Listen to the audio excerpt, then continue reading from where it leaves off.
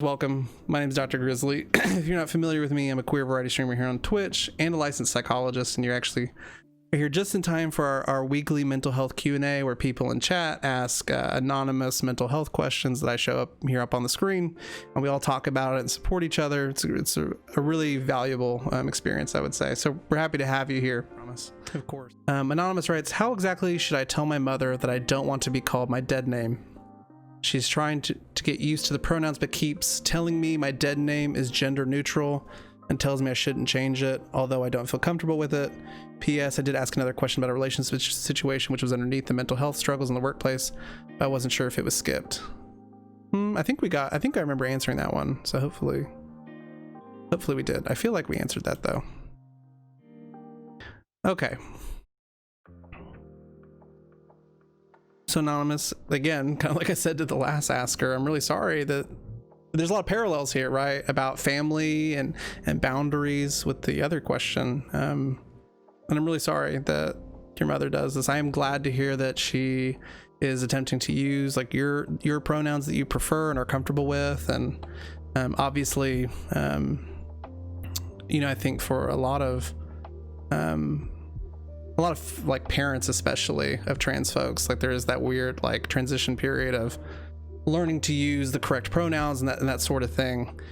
But obviously it sounds like your mother is trying to like dig her heels in about your dead name by telling you it's gender neutral and all this stuff, as if any of that matters. Like really what matters is you're not comfortable with it. End of story. That's it. And scene. And I wonder, I'm trying to think from your mom's perspective, which is hard because I would never take this position that your mother has, but I feel like I'm not a parent, right? So saying that now, I feel like parents really get attached to their children's names, because I mean, you think about the way people really consternate about like what they're gonna name their child, and they get really, there's like a lot of like emotional attachment and all this sort of stuff to like their children's names.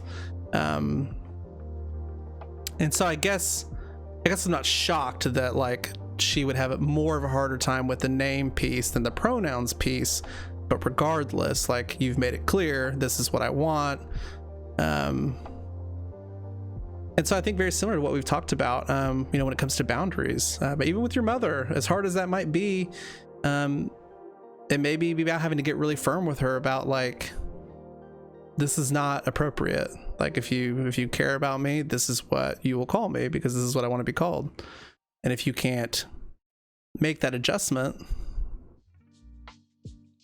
then it's gonna be really hard for us to have a relationship. I know that maybe sounds like a threat, but it's not a threat. It's just a boundary. Like, this is the boundary. If you cross it, this is what will happen. That's just appropriate boundary setting. I think a lot of people can think of that as like a threat or something like that, but it's really not. Ooh, Rain, I like that. I like that a lot, Anonymous. You may or may not be here. You asked this a week ago, but if you're watching the VOD here now, I really like what Rain suggested about like just ignoring the dead name, pretending like giving it its true meaning, and that it is dead, and therefore you do not respond to it. I really like that idea of just literally not responding to it. That was pretty effective to really get the point across that like I'm quite literally not going to even respond to this, to just demonstrate to you how serious I am that this is not a name that I will continue to have. I mean, honestly, that's how you that's I think how you kind of train people. When they learn that you will only respond to the name that you have selected. That's it. So I'm really sorry to hear you're in this situation, Anonymous, but I hope those thoughts are helpful. I think it's going to be really about setting those boundaries with her. And again, maybe taking Rain's suggestion. I really like that a lot, because it's not really confrontational. It's not going to cause a lot of conflict, but it gets the point across. It gets the message very much across, I think. So Anonymous writes, we'll just skip that first sentence. So with this pandemic, I've been living with my parents. I was supposed to be at university and doing whatever one does while in uni besides learning. So I've been trying to talk to new people and make new friends on social platforms such as Twitter and Discord. It just isn't going well. I guess the best way to explain it would be that I find people to talk to and I try to make for interesting conversation, and they say they want to talk, but they end up not replying for upwards of 3 days while simultaneously being active on said platforms. I know I'm not entitled to their time, but I guess it really starts to hurt that each time that I think I'm making a new friend, they don't reciprocate the same energy while saying things like, will people talk to me? I have no one to talk to. I suppose my question is it fine to feel that way? I think that's what you were saying there. Or am I just being a fool? I don't know if my issue sounds pretentious. I do not mean to. I understand that there are a lot worse things going on in life. I guess I just wanted to talk and ask about it. Anonymous, thank you for submitting this question. I will encourage you to try to fight this line of thinking right here. Because you did this twice. You said my issue isn't nearly on the level of the others, and then I understand there are a lot worse things going on in life. Your pain and struggle is real, just as real as anybody else's. And so I definitely encourage you to to not undercut your own feelings with this, because this is real. I think many people can relate to this experience of trying to form friendships, form relationships with other people, and those people like ghosting, basically. So it sounds like perhaps you're trying to form friendships with people that are at your university. Maybe I'm reading into that too far. That's kind of what I thought you were saying. But even if not, it doesn't really matter, I guess. I think it's interesting that it almost sounds like you're having people do this to you, where they say, like, you find people to talk to, you make interesting conversation, and they say they want to talk, and then they don't reply, or they post on social media like, why won't anyone talk to me? And it almost sounds like you're kind of thinking that's something to do with you. When I read this sounds like it's the people that you're doing this with. It's their issue. Not yours. And I think, much like romantic relationships, as with friendships, as we get older, as we have experiences like you're experiencing, we become better pickers of people. In that, over time, you will begin to catch this earlier and earlier. People that do this type of shit, where they say like, yeah, let's have a conversation, whatever, and then don't reply, or then go off and do something else, post on social media, whatever. And so certainly, it's worth considering, like, do these people seem like they have other like major issues going on? Certainly that's worth thinking about. But if it's happening, like, if you can tell it's clearly not that, like they're not busy with something or in the middle of something, then it sounds like those people are just not people you want to be friends with anyway, right? It sounds like those people, like this whole not reciprocating, you said it in here somewhere, I can't find it right now, but I think friendships, much like relationships, are all about reciprocation. Like, friendships and relationships don't just happen, they don't just occur, they're built. And they're built in that reciprocal way. And so if you are finding out already from the jump they're not willing to reciprocate with you, that's probably not somebody you want to spend a lot of time and energy with. And I'm sure I'm not telling you anything you don't know, right? But I guess I want to validate that says way more about the people that you are selecting than it does about you. And I do feel confident that once you do start university, you will find that this becomes much easier, that you develop this skill. There's people I was friends with my freshman year of college that I would absolutely not be friends with now because I got better at picking the type of people that I actually want in my life. I think that's true for everybody. As I'm reading it, I'm just getting the sense that perhaps you're internalizing a lot of what's happening with this, and that you already kind of discount the problem to begin with. Before you even wrote it out, you were like, this is really on the level of other people. I don't want to sound pretentious. There are worse things. Like, you don't have to do that. Like, your pain and struggle is real, just as real as everyone else's. same thing with the romantic partners. Most people, it's not true for everybody, but for a lot of people, honestly, their first couple of relationships are terrible because they're not really good at picking romantic partners yet. You kind of have to go through some of those terrible relationships to kind of figure out like what the red flags to look for are and that sort of thing. You become better. Absolutely. Yeah, if that's someone that you just don't fit with, then they're obviously not the people that you want to keep around. The right people are genuinely interested to talk to you, are reciprocal in their energy with you. People that are not willing to reciprocate that are obviously not worth devoting the time and energy required to have a friendship. And we can't ignore that we are in the midst of a pandemic, and you kind of brought this up at the beginning, Anonymous. And that right now it is much more difficult to form relationships primarily online. I think people are much more susceptible to like not being responsive because I guess they maybe figure like, well, we can't hang out anyway, so and so certainly that's a piece of it, right? But the fact that they're coming off later and saying like, I have nobody to talk to, like this piece, like, no, those people aren't worth your time. You deserve better than that, and I hope you're able to tell yourself that you deserve better than that and to internalize that. So that's helpful, Anonymous. And you know what? I'm going to encourage you with this too. When I talk about therapy with people, like so often do I hear, oh, well, like my problems aren't that bad, or, oh, well, I don't have like, like I don't have some like serious, huge mental health issue, this diagnosable issue. A lot of people in therapy don't. Like a lot of people don't. But you don't only go to your primary care doctor when like your arm is turning black, right? Like you don't go when things are on the verge of like becoming catastrophic. But often people enter therapy that way, and that's totally fine and okay. But therapy can be preventative. Therapy can definitely be addressing the early signs of distress and things rather than waiting until things are at their tipping point. I really like these kinds of questions a lot. Anonymous writes, how do I bring up the open relationship conversation to my boyfriend? Every time this subject comes up, I'm always very interested to hear people's thoughts about it. And Anonymous, thank you a lot for this question, because I think this is a very valuable topic to talk about when it comes to queer relationships. Yeah, so I would echo pretty much everything Chad has said, Anonymous. I think you do this in a very direct and very open way. I like the question of like, how do you feel about open relationships?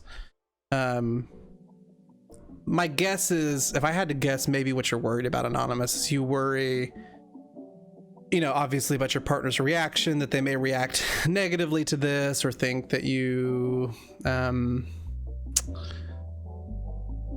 they're not like enough for you or something like that. I think those are common like fears, I think, when this conversation comes up.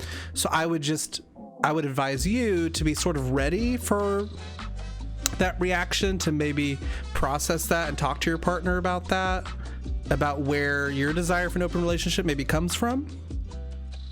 But I also would tell you this, that your partner is completely valid in saying no to an open relationship. So I would also be prepared for that. Because your partner obviously entered this relationship with you that you're currently in, I imagine, with the expectation that it would be monogamous, right? And you're asking to, maybe change that. And so, like, just as you are completely valid in asking about this, your partner's also completely valid in saying no to that. So I would just maybe consider that and what that might mean, for you and your partner and your relationship, if your partner doesn't seem open to that. And think for yourself, is this something that I need to be in a happy relationship, to be happy? Open relationships are not for everybody, and that is totally okay. Some people are totally cool with being poly. Awesome. And some people, open relationships are great for them. Cool. And some people, none of that works for them. They just want a one-on-one thing. Cool. The point being, as long as everyone's needs are being met and everyone is consenting to the type of relationship, that's the most important thing, I think. I think that's something to consider, Anonymous. Does your partner, like, what's their relationship history like? Have they had a lot of people that have cheated on them in the past or betrayed them? If so, like a lot of those feelings, understandably, will probably come up in this conversation. I would really make sure your partner, is actually open to it, actually wants to, and not from a place of wanting to make you happy. If you're in a relationship with a people pleaser, be aware of that. Be aware of that, because that can set up a really bad dynamic where perhaps they may resent you for it later. I think we've given you a lot to think about. Like I said, just some things to maybe think through a little bit just before you have that conversation, just so you're prepared, just so you're aware of what might come up from that, So Anonymous writes, I'm thankfully on some great antidepressants, so my major depressive disorder is pretty much a non-issue at this point. Love that for you. Glad to hear that. One thing I can't shake, though, is my need to spend money and inability to control my impulses with it. I've tried everything from giving my wallet to someone else to gatekeep, money management classes, you name it, I've tried it. What advice do you have for someone who's able to shake the negative feelings and feel healthy, but can't shake a lot of negative manifestations of depression?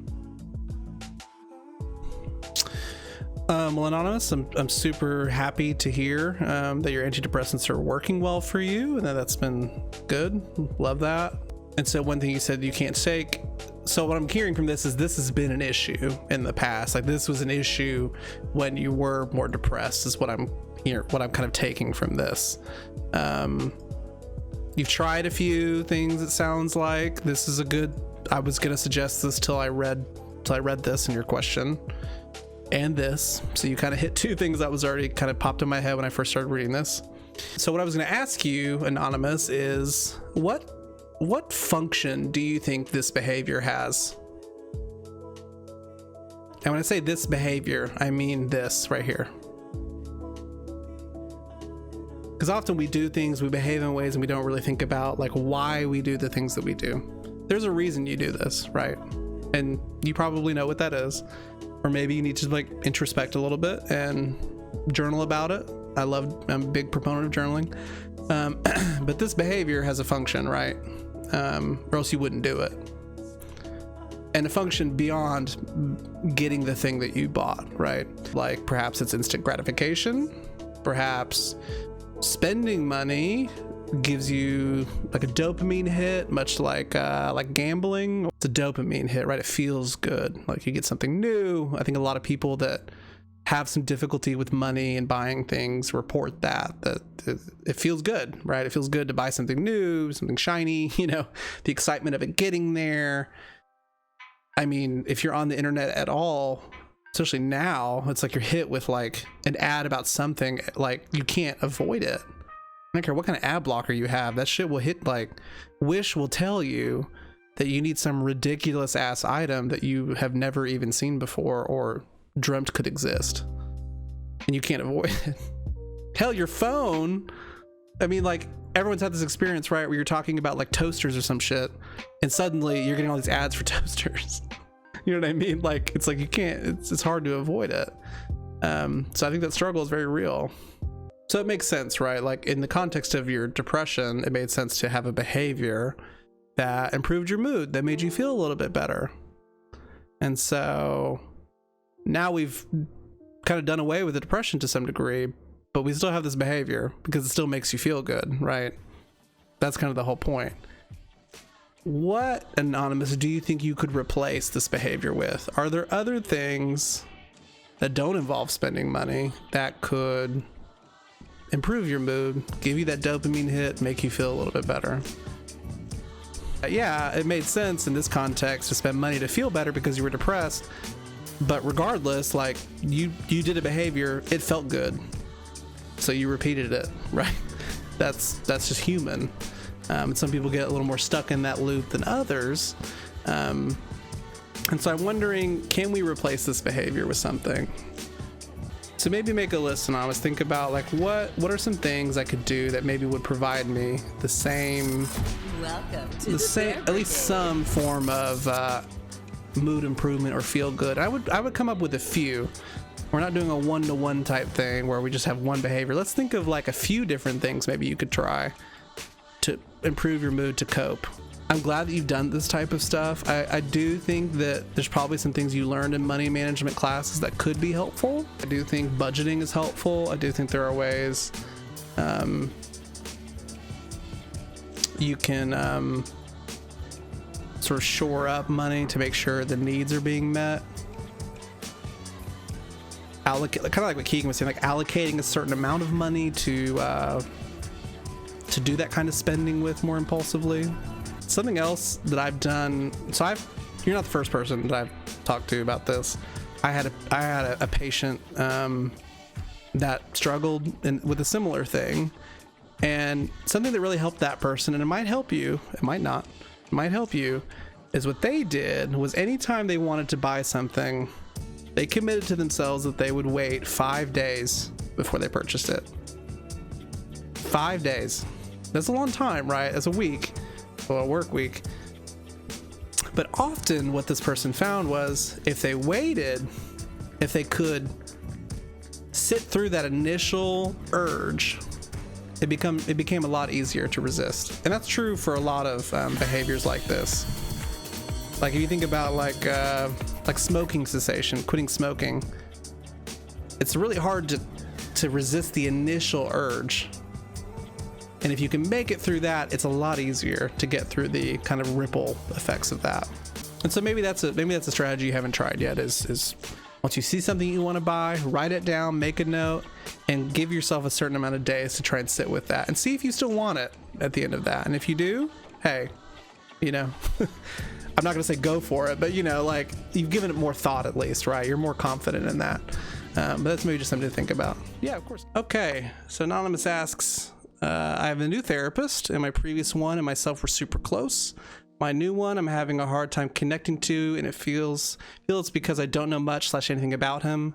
Would it be inappropriate to ask to know more? This is a super good question, Anonymous. I'm glad you asked this.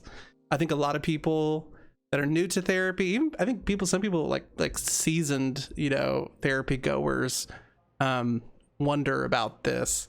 And when it comes down to self-disclosure from the therapist or psychologist side, it's very much a stylistic kind of thing. So some therapists are much more willing to self-disclose, and some are much less likely to, and that, you know, that comes from a lot of different theoretical differences and personal preferences and things like that. But all that to say, I think it's perfectly okay to say, hey, you know, basically what you said here is extremely okay. Like literally this sentence, like, hey, I feel like I'm kind of having a hard time connecting.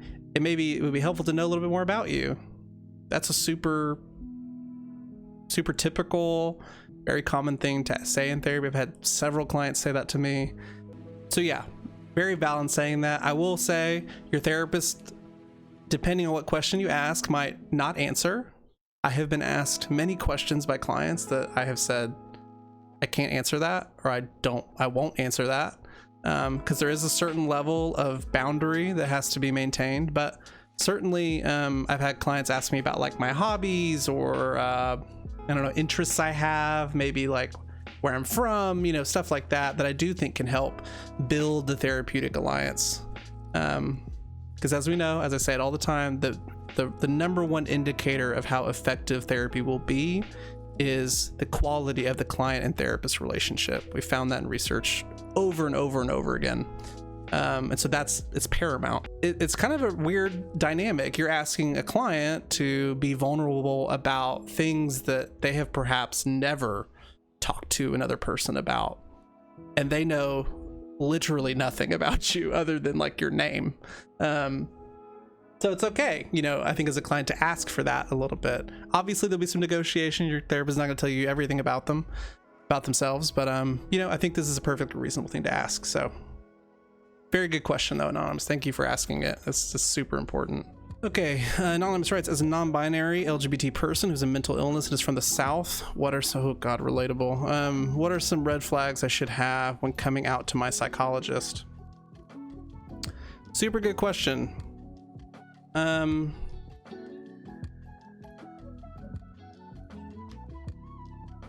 I've had many clients come out to me in the middle of our therapeutic relationship. So I guess I want to first say, what's your thinking of doing what you may have done by now or that type of thing, it's not at all odd. Like, it's very likely not the first time your psychologist has experienced this with someone, I would hope. And so my guess is that they will be pretty receptive and pretty like great about it. When I see patients, I very much like, I have rainbow shit all over my office. Like, I make it very obvious, like, so I make it really easy. I think, I'm sure it's harder when you have a therapist or psychologist that you're not really sure how they identify, or maybe you know that they're cis and heterosexual or whatever.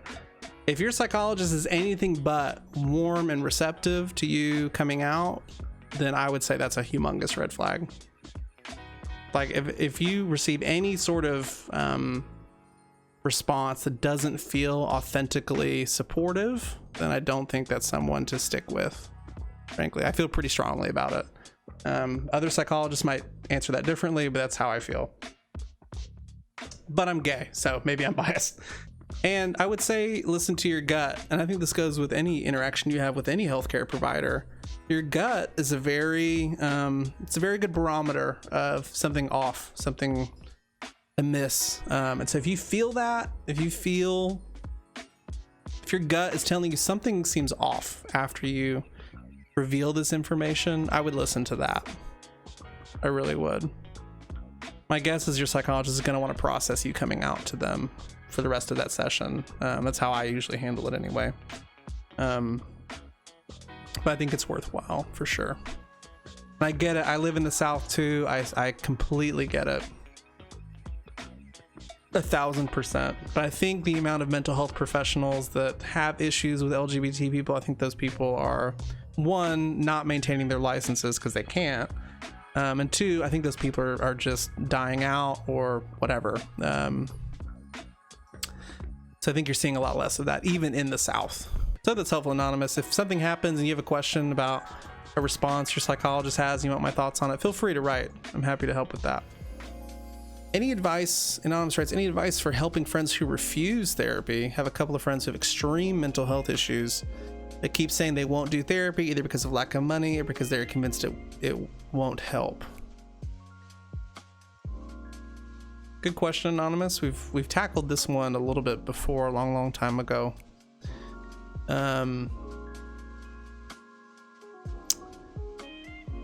So for the lack of money piece, I'll address these separately. So the lack of money part, this is a common reason that the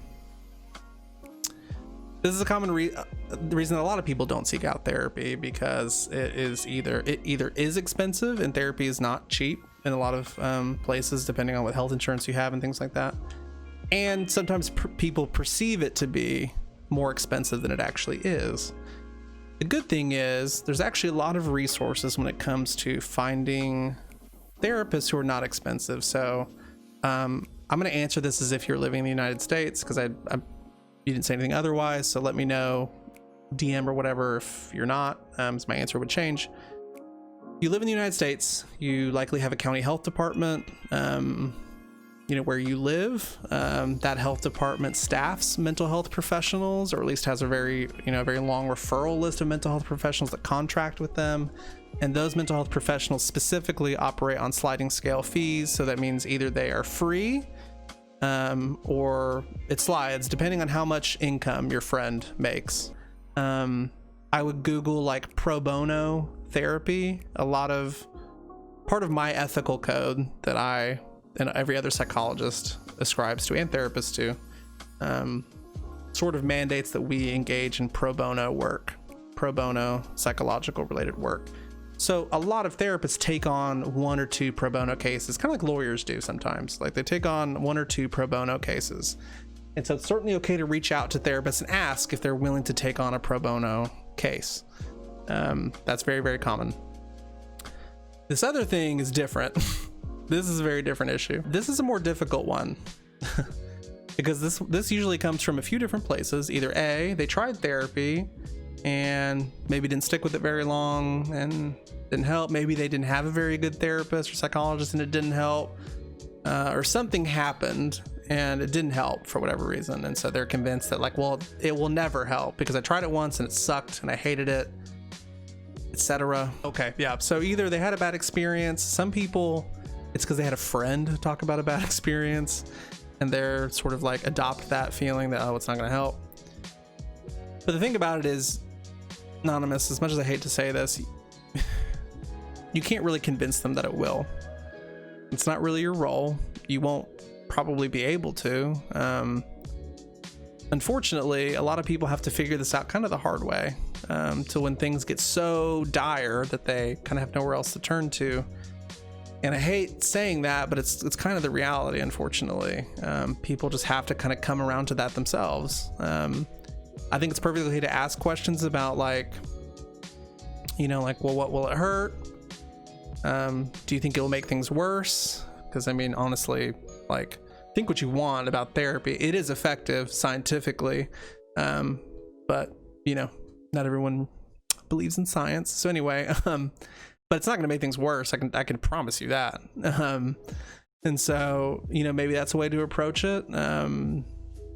Maybe validate fears they have. Therapy is super scary. It's terrifying, especially if you've never done it before. Hell, I'm a psychologist. I do it for a living. My first time being a client, I was super anxious. Even though I knew literally exactly how this was all going to go, still nerve-wracking because it's human. It's nerve-wracking to sit across from another person and for them to ask you to be more vulnerable than you have probably ever been with another human being. That's terrifying and understandably terrifying. But the good thing is your therapist knows that and is trained to help work through that and to help you feel comfortable and to slowly build trust with you. A lot of people don't look at therapy as preventative, even though it can be. But a lot of people don't attend therapy the first time till things are extremely dire, and that's okay. You know, we would hope, we would prefer, you know, just for your own well-being that not be the case. But unfortunately, it's kind of the case for a lot of people. You can offer to drive them. You can offer to help them find one. You can send it to me. I'll help them find one. Whatever works. I think you can provide options and resources, but the part about actually going, convincing them that will help is not going to be something you're able to do, and not something that really you should have to do. It's a personal decision, really. Of all the things I have heard from clients in therapy, the number one most common thing I've heard is, damn, I wish I had done this sooner. I hear that almost every day. Almost every day. It's so common. And that's okay. It's just human. It's scary. It's not like going to your primary care doctor where you're like, hey, my stomach hurts, or hey, I'm bleeding. You know, like, you know, it's pretty low risk. Like, you might talk about something embarrassing or whatever, but talking about your personal life, asking you to be that vulnerable about what goes on in your mind, I mean, that's a whole different level of vulnerability, really.